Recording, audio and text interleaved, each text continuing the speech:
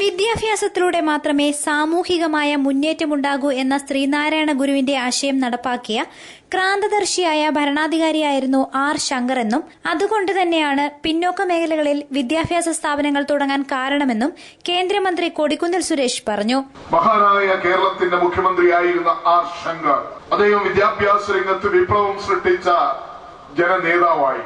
ശ്രീനാരായണ പ്രസ്ഥാനങ്ങളുടെ അമരക്കാരനായിരുന്നു കൊണ്ട് കേരളത്തിൽ അങ്ങോളവും ഇങ്ങോളം വിദ്യാഭ്യാസ സ്ഥാപനങ്ങൾ സ്ഥാപിച്ചുകൊണ്ട് ഒരു ജനതയുടെ മുന്നേറ്റം, പിന്നോക്ക ജനവിഭാഗങ്ങളുടെ മുന്നേറ്റം വിദ്യാഭ്യാസത്തിലൂടെ മാത്രമാണ് എന്ന ഗുരുദേവന്റെ ദീർഘമായ കാഴ്ചപ്പാടുകൾ തന്റെ ഔദ്യോഗിക ജീവിതത്തിലും അതുപോലെ സാമുദായിക പ്രവർത്തന രംഗത്തും യാഥാർത്ഥ്യമാക്കിയ മഹാനാണ് ശ്രീ ആർ ശങ്കർ.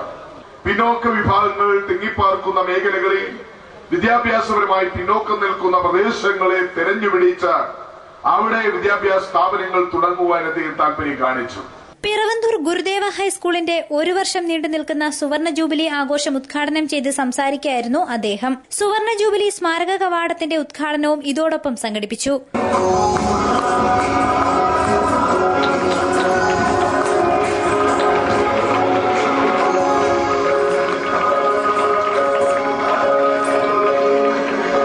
ചെയ്യപ്പെടുന്നു.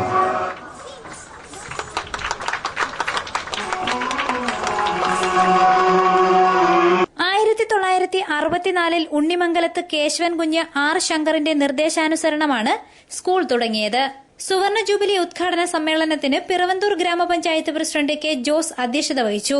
School manager V Ullas Raj സ്വാഗതം പറഞ്ഞു. Punalur MLA advocate K Raju മുഖ്യ അതിഥിയായിരുന്നു. ആഘോഷ കമ്മിറ്റി ചെയർമാൻ പിറവന്തൂർ ഗോപാലകൃഷ്ണൻ സ്ഥാപക അനുസ്മരണം നൽകി. കൊല്ലം വിദ്യാഭ്യാസ deputy director CV Liji, Punalur വിദ്യാഭ്യാസ officer MS Narendranath, ward member Omana Kuttappan, PTA president Kamukumchery Suresh Babu തുടങ്ങിയവർ സംസാരിച്ചു. News bureau, Punalur.